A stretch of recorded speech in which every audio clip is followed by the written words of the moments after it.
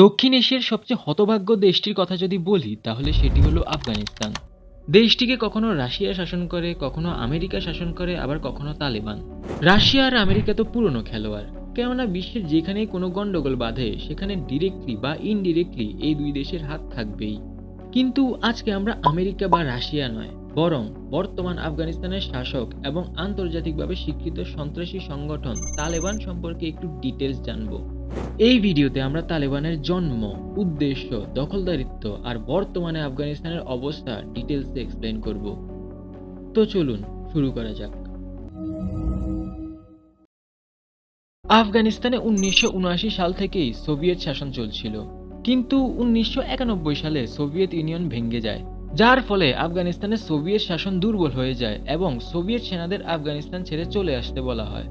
Soviet বাহিনী দেশ ছাড়ার পর আফগানিস্তান ধীরে ধীরে গৃহযুদ্ধের দিকে এগিয়ে যায়।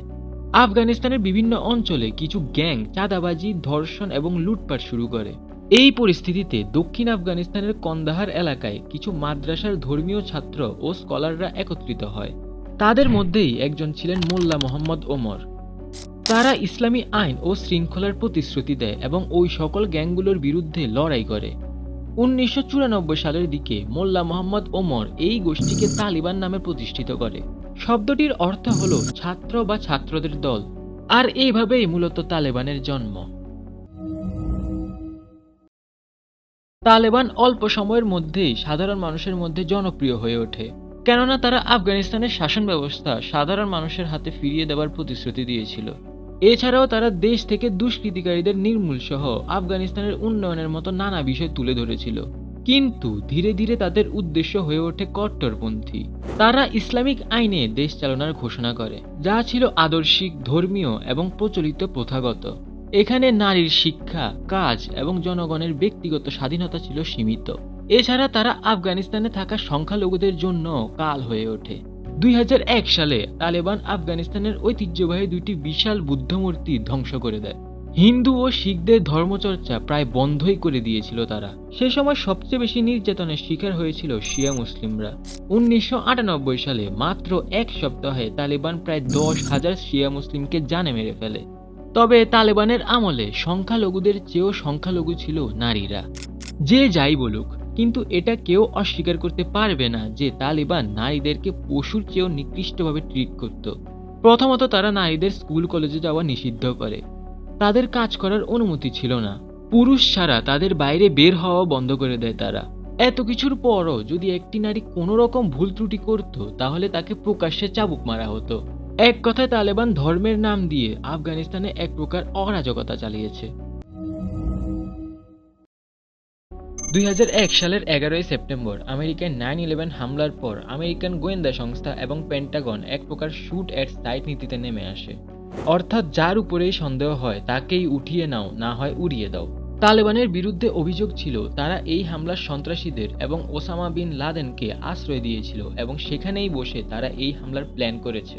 তাই আমেরিকা ও তার মিত্র বাহিনী আফগানিস্তানে সামরিক অভিযান চালায় এবং পুরো আফগানিস্তান দখল করে নেয়।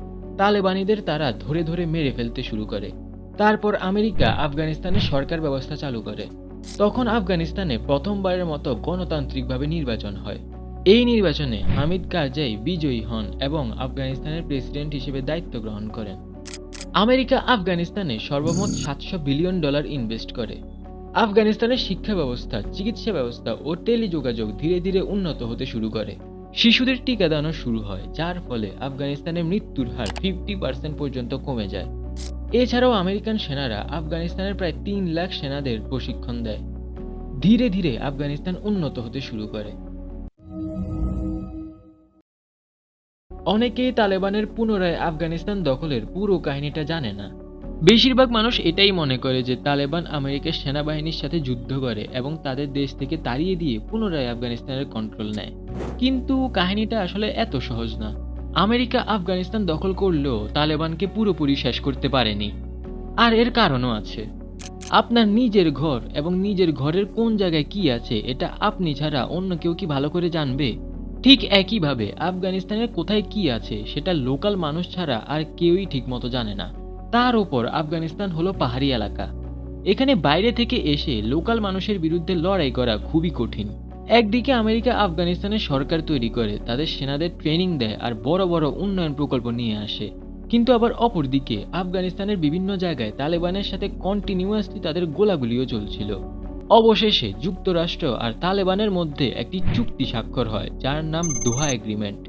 চুক্তির শর্ত ছিল মার্কিন ও ন্যাটো বাহিনী ধাপে ধাপে আফগানিস্তান থেকে বের হয়ে যাবে এবং এর বদলে তালেবান প্রতিশ্রুতি দিবে যে তারা হামলা বন্ধ করে দিবে ও নিষিদ্ধ গোষ্ঠীকে আফগানিস্তানে সক্রিয় হতে দেবে না। আফগানিস্তান গণতান্ত্রিকভাবে নির্বাচিত সরকার ধারাই চলবে। তালেবান এই সকল শর্ত মেনে নিয়েছিল। কিন্তু যেই মাত্র আমেরিকা তাদের সৈন্য ফিরিয়ে নিতে শুরু করে, তালেবান তাদের সম্পূর্ণ শক্তি দিয়ে হামলা করে এবং আফগানিস্তানের একের পর এক জায়গা নিজেদের নিয়ন্ত্রণে নিতে শুরু করে। তখন আফগানিস্তানের সেনাবাহিনীও এত স্ট্রং ছিল না। অবশেষে 2021 সালের 15ই আগস্ট তারা কাবুল নিজেদের দখলে নেয় এবং নির্বাচিত সরকারকে হটিয়ে নিজেরা ক্ষমতা নিয়ে নেয়। তারা দেশের নামকরণ করে ইসলামিক এমিরেট অফ আফগানিস্তান। ওই সময় আমেরিকাও আর কোনো অ্যাকশন নেয়নি, বরং নিজেদের বাকি সৈন্যদেরও ফিরে আসতে নির্দেশ দেয়। ওই দিন আফগানিস্তানের হাজার হাজার মানুষ দেশ ছেড়ে পালিয়ে গিয়েছিল, কেউ বা কাঁটাতারের নিচ দিয়ে, আবার কেউ উড়ন্ত প্লেন ধরে। দীর্ঘ 20 বছর পর আফগানিস্তানে আবার ফিরে আসে তালেবানি শাসন। বর্তমান সময়ের কথা যদি বলি, আফগানিস্তানের অবস্থা অনেক নড়বড়ে। প্রথমত, তাদের সকল বিদেশি সাহায্য বন্ধ, তাই তাদের অর্থনীতিও তলানিতে। বেকারত্ব ও দারিদ্র্য উল্লেখযোগ্যভাবে বেড়েছে। 2025 সালের রিপোর্ট অনুযায়ী আফগানিস্তানে প্রায় 23.7 মিলিয়ন মানুষ জরুরি মানবিক সহায়তার উপর নির্ভরশীল এবং লক্ষ লক্ষ শিশু ও প্রতিবন্ধী মানুষ মারাত্মক সংকটে। 2025 সালের মধ্যে শত শত স্বাস্থ্যকেন্দ্র বন্ধ হয়ে গেছে। এইসব বাদেও নারীর অধিকার সবচেয়ে বড় ধাক্কা। 2024 সালের নতুন আইনের পর স্কুল, কলেজ, বিশ্ববিদ্যালয় মেয়েদের জন্য প্রায় সবই বন্ধ। নারীরা কাজ করতে পারে না, পুরুষ ছাড়া বাড়ি থেকে বের হতে পারছে না। মোট কথা, এখন পর্যন্ত তালেবান চীন এবং মধ্য এশিয়ার কয়েকটি দেশের সাথে কিছু সামান্য চুক্তি ছাড়া আফগানিস্তানে তেমন কোনো উন্নয়ন কাজই করেনি। উল্টো শিক্ষা, স্বাস্থ্য সহ সকল ক্ষেত্রে দুর্বল করেছে দেশটিকে। অবিশ্বাস্য হলেও সত্যি যে একটা বড় সংখ্যক মানুষ এখনো তালেবানকে সাপোর্ট করে। আর সাপোর্ট করারও অনেক কারণ আছে। কেউ সাপোর্ট করে কারণ তারা তালেবানকে তাদের ধর্মের রক্ষক মনে করে, আবার কেউ সাপোর্ট করে কারণ তালেবান পশ্চিমাদের বিরুদ্ধে। কিন্তু সবশেষে ভুগছে আফগানিস্তানের সাধারণ মানুষই।